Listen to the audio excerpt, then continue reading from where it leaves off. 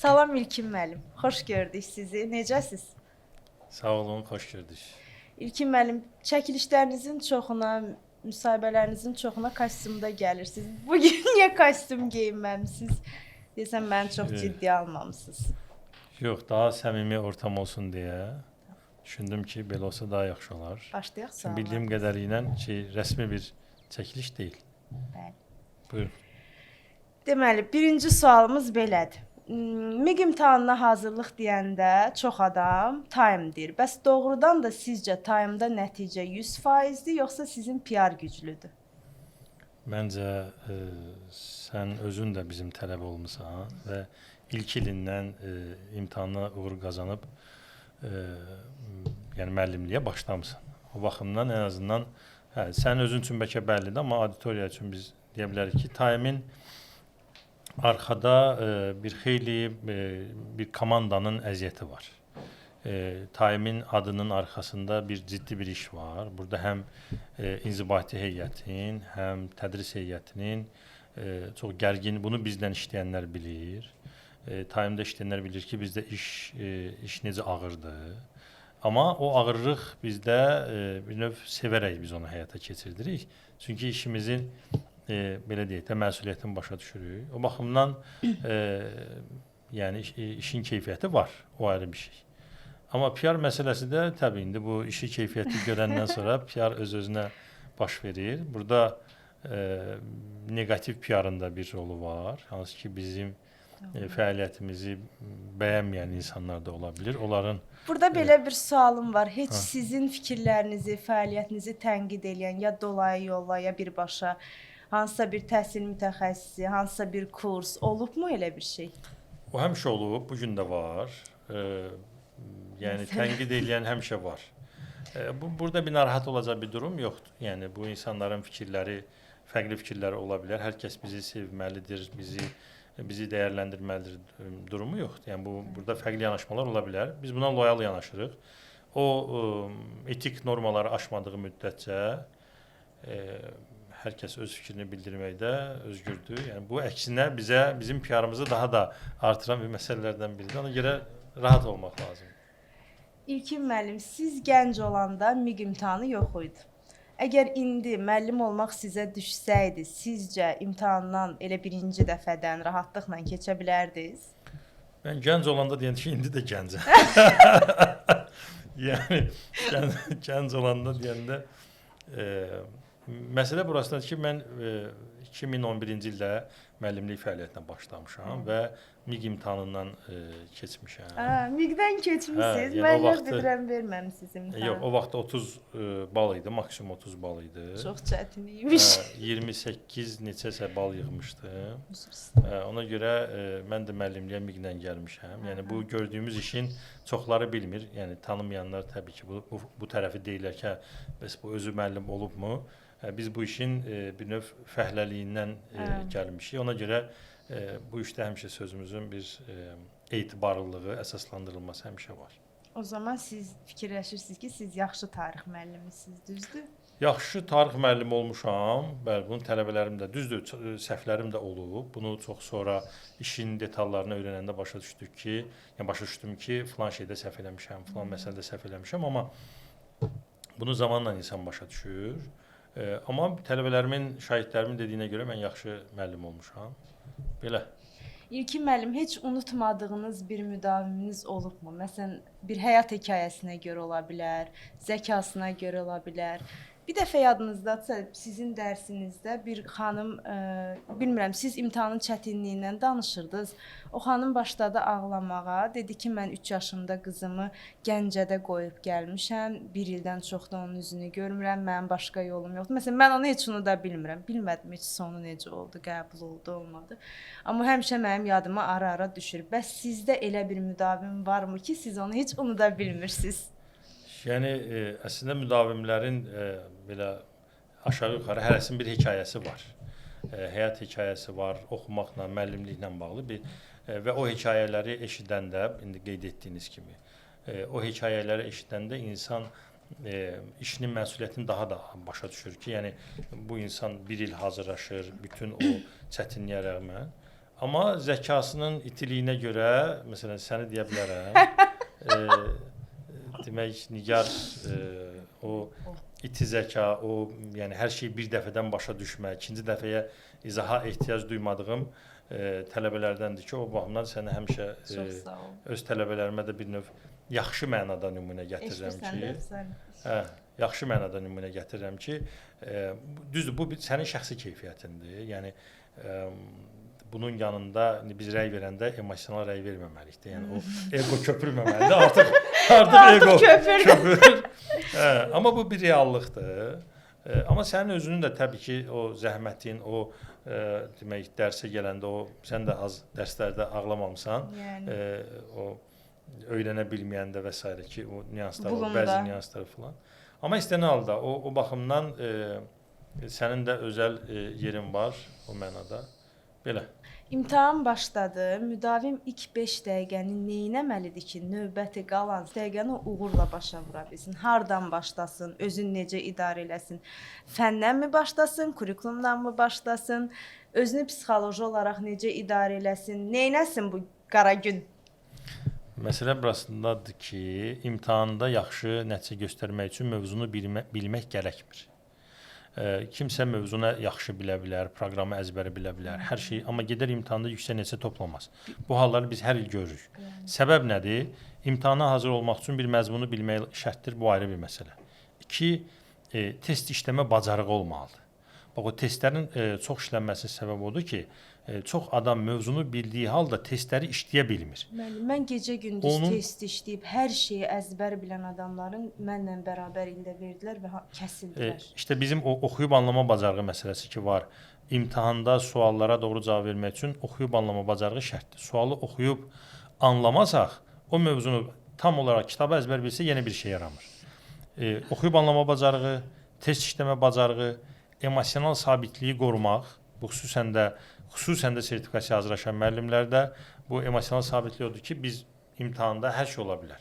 Biz həyəcanlanırıq. İlk 5 dəqiqəni həmən belə cəlallanıb, vaxtım gedir, başlayım sualları eləməyə, bu doğru yanaşma olmaz. Amma həqiqətən vaxt çatmır. O vaxt mən çatmamağı çox sürətliyəm, çox səbirsizəm, amma mən özümün 2-3 sualına vaxt tapıb baxa bilmədim. O imtahan prosesi sizi alır, tələbəni alır və siz o qədər prosesə odaqlanırsınız ki, belə də olması lazım. Vaxtın necə getdiyini hiss eləmirsiniz. Amma biz həmən başlayan kimi görürüksə həyəcanlıyıq, başlayan kimi suallara bu doğru deyil. Əgər həyəcanlısınızsa, mütləq bir su içmək, bir özünüzü sakitləşdirmək. Bir sualı açırıq, birinci sualdan görürük ki, sual çətindir, mən bunu bilmirəm. Birinci çətin sual. Mən də açdım, kurikulumdan başladım. Çətin sual hamıya çətindir. Yəni bunun bir təsəlli tapmaq üçün bir faydası ola bilər. Birinci sakitləşmə şərtdir. Ondan sonra başlayırıq sualları işləməyə. İmtahan prosesi qutararsa, vaxtınız qalarsa, əvvəlki suallara ilk 5 suala bir daha qayıtmaq lazımdır. Çünki o həyəcanla yazılmış suallar olur. Onu düzəltmək üçün təkrar vaxtımız varsa qayıtmağımız, amma oradakı cavabları dəyişək anlamında yox. Əgər sualı görürüksə ki, sualı səhv oxumuşuq, cavabları səhv oxumuşuq, o zaman dəyişirik. Əks halda dəyişmir. Yəni bu imtahanda uğur qazanmaq üçün məzmunu bilmək 1, test işləmə bacarığı 2, oxuyub anlama bacarığı 3, emosional, yəni bu rəqabətdir. Kurikulumdan mı başlasınlar öz fənlərindən? Nəyi yaxşı bilirlərsə ondan başlasınlar. Bu bir. İkincisi, mənim tövsiyəm ixtisasdan başlamaqdır. Bəzən o müəllimlər hər kəs deyir ki, mənim getsin kurikulumdan 20 yazdı da ixtisasdan yaza bilmədi, imtahandan keçmədi, onun kimə faydası var? Birinci, ixtisas çünki 2 bal verir, ixtisasdan başlasınlar. Amma yox, əgər mən kurikulumu çox yaxşı bilirəmsə, metodikanı çox yaxşı öyrənmişəmsə, ixtisasımı çox yaxşı öyrənməmişəmsə, birinci metodikadan başlamaq. Amma ümumilikdə bunu o qədər məşq eləmək lazımdır ki, ixtisas da önəmlidir, 2 bal verdiyinə görə, metodika da önəmlidir, çünki metodikada da limit var. Ən azı 6 sualı doğru yazmaq lazımdır. İmtahandan keçən, amma ürəyinizdə dediyiniz ki, bu müəllim olmamalıydı, elə bir müdaviminiz olun deyəcəksən. Olub elə bir müdavim? Yox, belə bir müdavim olmuyor. Heç, yəni müəllim işləyib sertifikasiya hazırlaşan şəxslərin içərisində olub ki, bu müəllim işləməməlidir, amma müəllim işləyir. Bəli, olub elə, az sayda olub, yəni amma miqdən yox, miqdən hələ ki. Bəs sizcə sertifikasiyada 51 balı keçə bilməyən müəllim bəsit müəllimdir? Yenə ümumiyyətlə bizdə bəzi şeylər cəmiyyət olaraq yanlış anlamışıq da. Yəni biz müəllimin dəyərini balla verə bilmərik. Dünyada bu belə olmur. Dünyada müəllimin peşə Mənim xalam fəaliyyəti həyəcandan ölür. 51-i keçə bilməz deyə birdən çox həyəcan keçirdi. Yox, o 51 Məktəbə dərslik- necə qayıdacam Hə, deyə.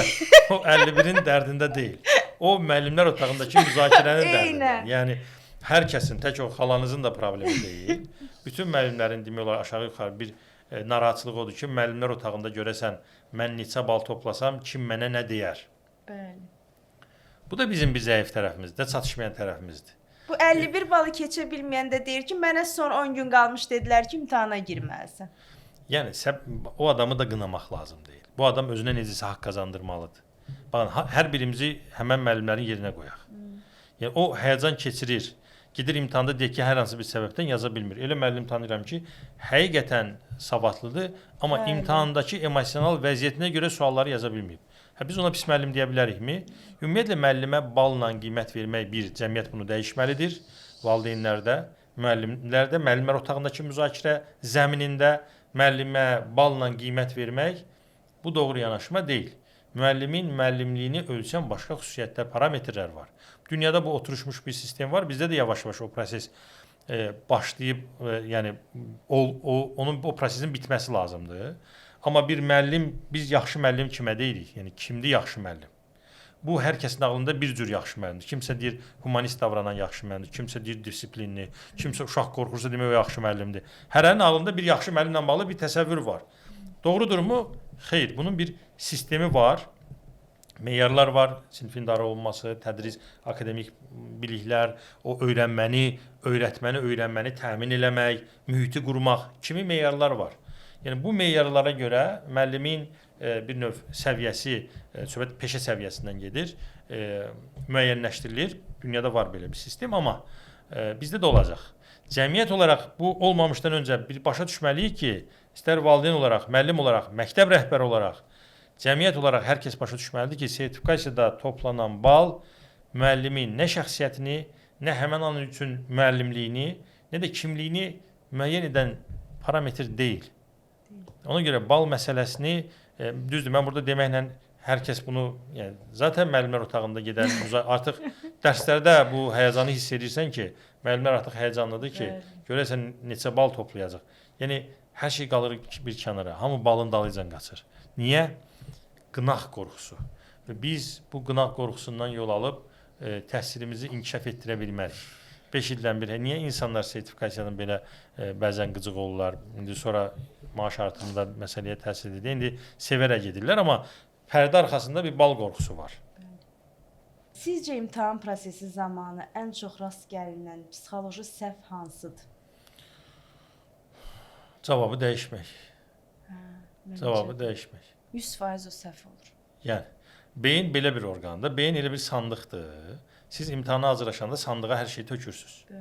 Google necə axtarışa verəndə search edirsiniz. Siz mənə deyirdiniz cavabı deyirdim, belə eləyirdiniz, mən tez dəyişirdim, yadınızda. Demək, cavabı yazırdı, görəm doğru yazıb, amma üzm imkandan bildirməməliyəm.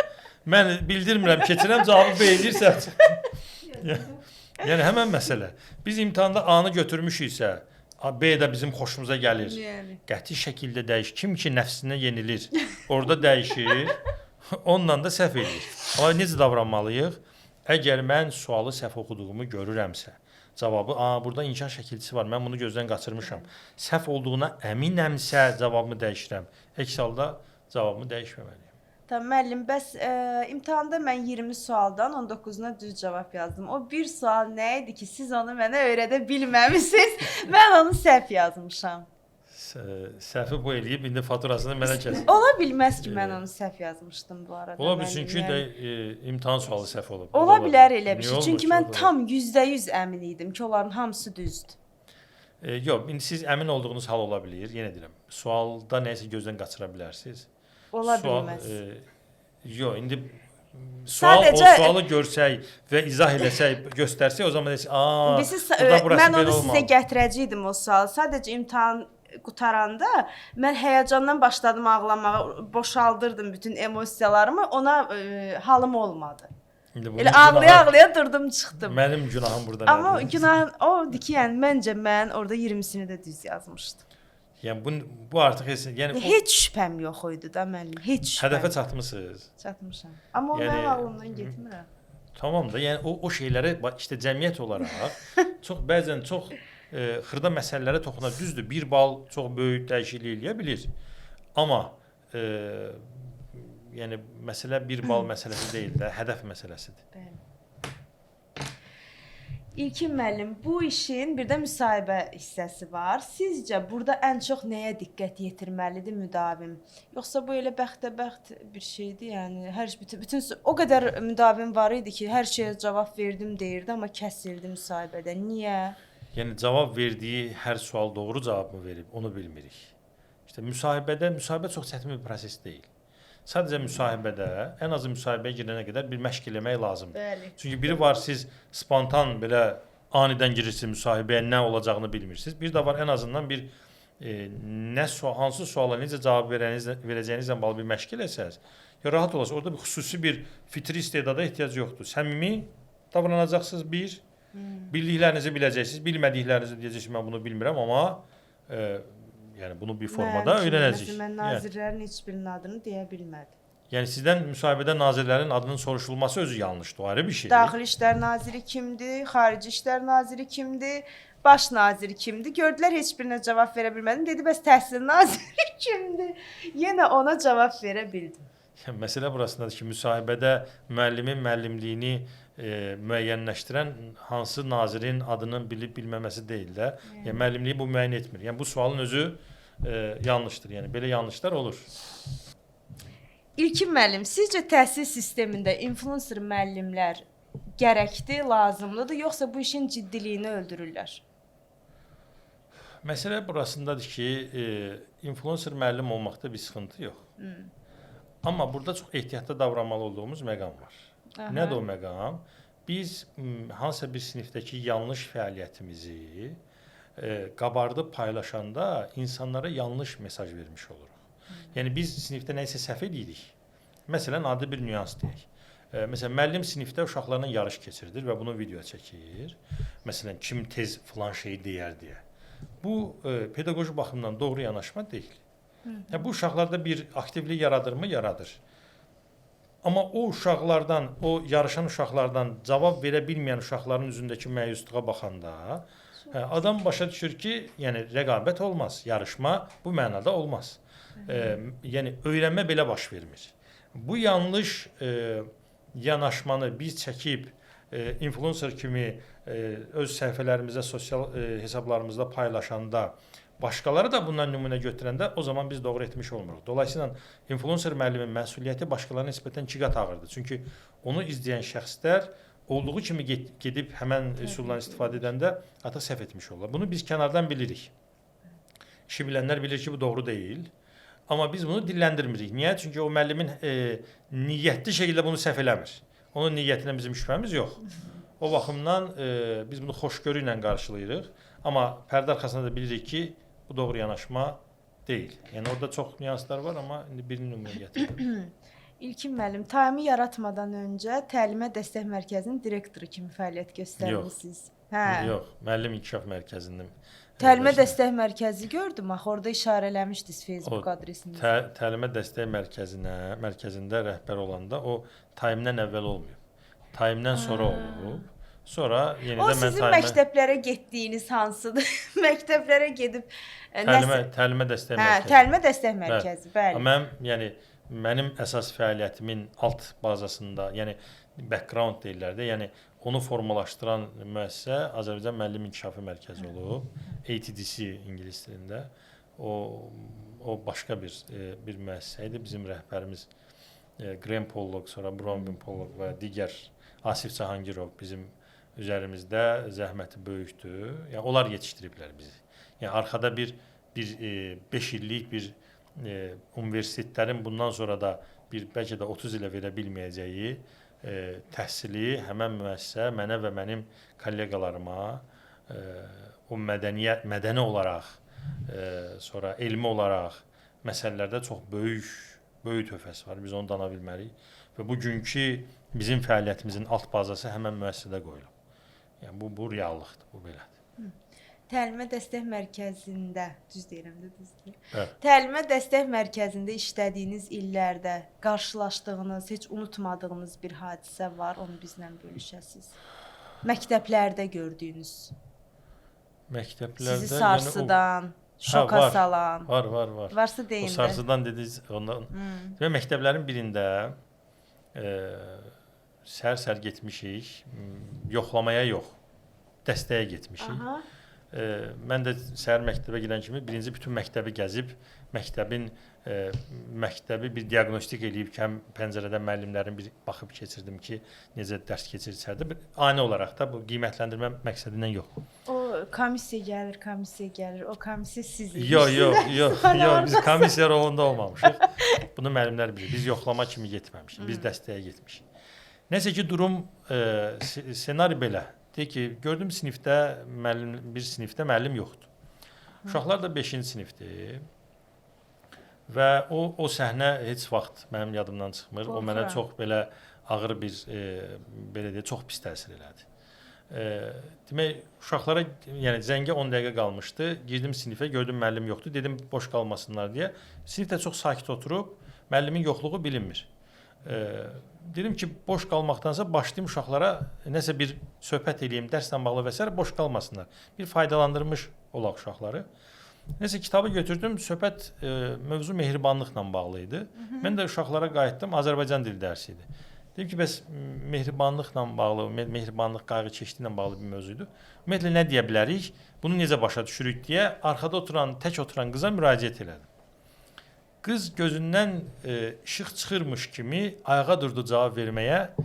Bütün sinifin reaksiyası belə oldu ki, ay müəllim, o dərs oxuyan deyil, ondan soruşmuyor. Və həmən anda qızın o pis formada, məyus formada yerində oturmağını yəni müşahidə eləyin, təsəvvür eləyin. Çox pis formada, məyus formada yerində oturdu. Və mən dedim ki, yox, elə mən ondan soruşacağam. Başladım, ona söz verdim, o da başladı fikrini bildirdi və s. Və mən orada dedim ki, görürsünüz, hər kəsin oxuyub oxumamadan asılı olmayaraq, hər kəsin deyəcək bir fikri var. Mən o uşaqları qınayırammı? Yox. O uşaqlar bir yanaşmanın məhsuludur. O uşaqların, o şagirdə olan münasibəti, o müəllimlərin, bunu günahlandırmaq anlamında demirəm, bu bir real vəziyyətdir. O əsasən də həmən sinif rəhbərinin və orada dərs keçən müəllimlərin o küncdə oturan qıza münasibətinin nəticəsidir. O mənzərəni biz yaratmışıq. O bizim güzgümüzdür. O uşağın o cür vəziyyətə düşməsi, məsələn, sosial intizam modeli var şagird davranışında. Orada bir şey var. Tərk edilmə məsələsi var. Yəni bir insan cəmiyyətdən küsür, cəmiyyətə üsyanı təkliyə çəkilməklə bildirir. Bax, o şagirdin durumu elə idi. O şagird bütün sinifdən küsür. Niyə o arxada tək oturub? Heç kəs ondan oturmur və o arxada oturub. Çünki ona olan münasibət onun hər kəsdən inciyib, küsüb, imtina edib, küncə çəkilməsi ilə nəticələnib. Burada uşağın günahı varmı? Yox. Və biz o uşağı oxumayan uşaq kimi damğalayırıq və otuzduruq küncdə. İndi sual çıxır. O qızdan gələcəkdə necə insan olacaq? Necə müəllim olacaq? Necə bir hansı peşə sahibi olacaq? Necə ana olacaq? O necə uşaq tərbiyə eləyəcək? Hansı ki, travma ilə böyüyür də. Ay müəllim, biraz da danışsaz mən burada. Yox, bu reallıqdır. Yəni, bu belədir. Mən girdim 5 dəqiqə danışdım, o problem həll olunmadı ki. Mən orada bir 5 dəqiqəlik heç nə. Ondan sonra bu bir dənə epizod deyil də. Biz ağrı kəsici oradan, yəni işimizin sıxıntısı da ondadır ki, bu problemlər bir dəfə toxunuşla düzəlmir. Bu bizim zehniyyətimizdə düzəlməlidir. Biz insanlara şəxsiyyət kimi, təhsil şagirdə şəxsiyyət kimi yanaşılmırsa, o verilən akademik bilgi heç kəsə lazım deyil. Heç kəsə lazım deyil. Biz insana birinci insani münasibət göstərməliyik. Ver. Birinci insani münasibət göstərməliyik. Ondan sonra dərs prosesi başlayır. İşte bu Məndə tip də elə bir qız var mənim. Çox pis. O gözümdə canlandı ona görə. işte bu həmən Amma qızı mən durmadan onu belə pis çıxmasın pohpohlayıram yəni. Hər zaman ondan soruşuram, birinci ona İşte qaldırıram. o birinci sizin düzəltməli olduğunuz məsələ sinifdəki mühitdir. 1. 2.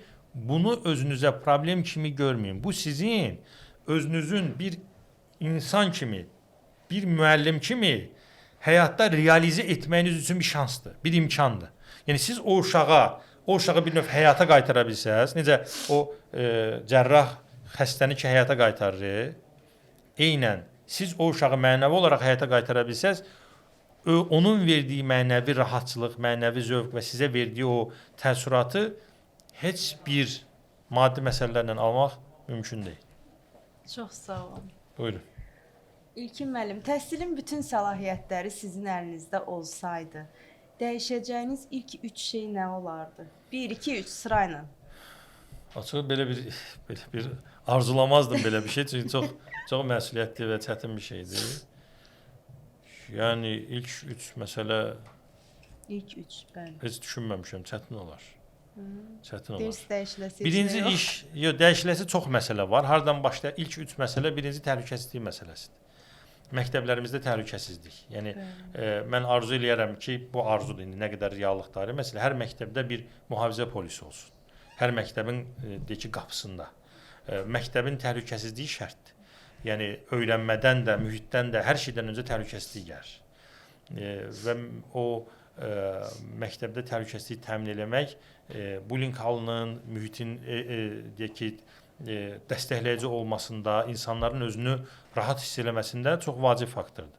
Birinci şərt bu. 2. Məktəblərdə gigiyena məsələsi, ayaq yolu məsələsi. Bu sinifdə keçilən dərsdən daha vacibdir. Çünki bu insan sağlamlığı və nəzərə alsaq ki, məktəblərimizdə bununla bağlı ciddi sıxıntı var. Yəni sıralasaq tədris prosesi siyahının ilk 3-5-ində deyil. Başa düşdüm. Və üçüncü məsələdə məktəbdəki məktəb rəhbərliyi və müəllim münasibəti. İşte müəllimin şagirdlə münasibəti də, ümumiyyətlə sinifdəki, məktəbdəki mühit də hamısı rəhbər müəllim münasibətindən doğur. O münasibət təhdid xarakteri olmamalıdır.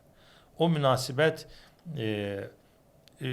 səhvi tapım, oradan onu incidim, buradan bunu bunu izləyim, orada bir çatışmayan tapım, onun üzünə vurum, danlayım və s.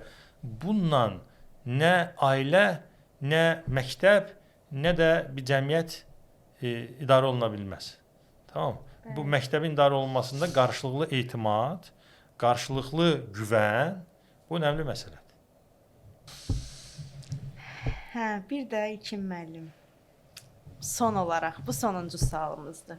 Bu il imtahanda iştirak eləyəcək müdavimlərə bir cümlə ilə nə deyərdiniz? Müəllim olub deyinəcəklərsə, indidən müəllim olmasın. Elə bu deyirsiniz. Başqa? Biraz ruhlandırıcı, yaxşı. Bundan razılaşdıq. Biraz ruhlandırıcı bir mesaj. Yəni təəssüf ki, ruhlandıra bilmirəm. Yəni niyə ruhlandıra bilmirəm? Motivasiya vermək olar. Amma bu iş, müəllimlik işi müəllimlik başqa peşələrə bənzəmir. Yəni müəllimlik məna məsələsidir. Yəni müəllim olub əgər bir uşağın həyatına, uşağın düşüncəsinə, təfəkkürünə toxunmayacaqsa, toxuna bilməyəcəksə, müəllim olmayaq daha yaxşı. Bu gün müəllim olanların çoxsu diplomum boş qalmasın. Mən deyək ki, mən də cəmiyyətdə nə bilim pul qazanım və yaxud da hazırlıq keçim və yaxud da hansısa, yəni bu peşənin xüsusiyyəti bu deyil. Hə, o demək bu elə başa düşülməsinlər. Mən deyək müəllimlik bir romantik peşədir və biz fədakarı adını yox. Bu məqamda deyək bizim müəllimlik obrazı beynimizdə Cəbiş müəllim obrazı ilə assosiasiya olunur. Bizim Cəbiş müəllim obrazı necədir? Ad, cibi boş, amma deyək ki, vicdanlı, deyək ki, həyat yoldaşı gedir, evin əşyalarını satır, evə uşaqlara nəsə qazanır, amma bu sabun bişirmir. Bu da sorğulanır da. Yəni Sənin həyat yoldaşın gedir ev əşyasını satıb uşaqlara yemək alır, amma sən sabun bişirib, zəhmətlə sabun bişirib pul qazanmaq istəmirsən. Sovet dövrü ideologiyasında, yəni bu doğrudurmu? Bu da bir sorğulayacağımız bir məsələ. Müəllimlik fədakarlıq eləyək, yox. Sadəcə peşənin xüsusiyyəti odur ki, necə satıcı bir məhsulu satarkən o məhsulun üstünlüklərini qabartmalıdır ki, müştərinin o dəyərlər, qayğı və s. buna toxunmalıdır ki, sata bilsin. Müəllimlik peşəsinin də xüsusiyyəti budur ki, biz şagirdə, biz ünsiyyətdə olduğumuz o insanın həyatına, zehninə, təfəkkürünə, dünya baxışına toxuna bilmiriksə, o zaman biz bu peşənin adamı deyilik. Və yaxud da həmən anda biz toxuna bilmərik. Amma bunun yolunu axtarırıqsa, bu bizim peşəmizin xüsusiyyətidir. Çünki bu müəllimlik peşəsi texniki peşə deyil. Yığ uşaqları ora, kitabdakını izah elə, nə bilim, F bərabərdir MA, nə bilim, AX kvadrat təzə şey öyrənmişəm. AX kvadratı plus BX minus C bərabərdir 0. Kvadrat əlinin düsturu. Tamam da, bunu öyrətdim. Əzbər bilirəm, nə işə yarayır? Heç bir şey. Tamam. İşte müəllimlik peşəsi məna, mahiyyət məsələsidir. Ona görə bunu özündə formalaşdırmayan, özündə görməyən bir insanın müəllimliklə yox, başqa bir işlə məşğul olması daha doğru olar deyə düşünürəm. Çox sağ olun İlkin müəllim. Yaxşı ki, bu Buyurun. peşə ilk addımlarımızda yolum sizlə kəsişdi. Çox Sağ sağ ol, olun. təşəkkür edirəm, minnətdaram. Mən də sənin haqqında deyim ki, sən həqiqətən şəxs olaraq dedik. Yəni zəki insansan, o ayrı bir məsələ, amma bu işin haqqını verə biləcək insanlardansan. Çünki səndə o şey var. O his var ki, mən şagirdimin düşüncəsinə toxunum, həyatına toxunum. Bunu yanlış formada edə bilərsən. Yəni üslubunda hansısa bir səhvə yol verə bilərsən. Bu normaldır. Mən də müəllim işləyəndə səhvlərim olub. Yəni bu müəllimdən mükəmməllik gözləmək doğru deyil. Amma məsələ o səhvi etməmək üçün əsas o istəyin içəridə olmasıdır ki, mən dərs deyirəmsə uşağa təsir eləyim.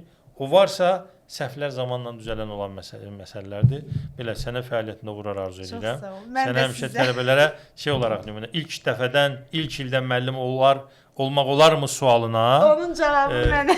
Cavabını Nigarla misal gətirirəm. O baxımdan belə. Uğurlar sənə də. Çox sağ ol, təşəkkür edirəm. Sağ ol.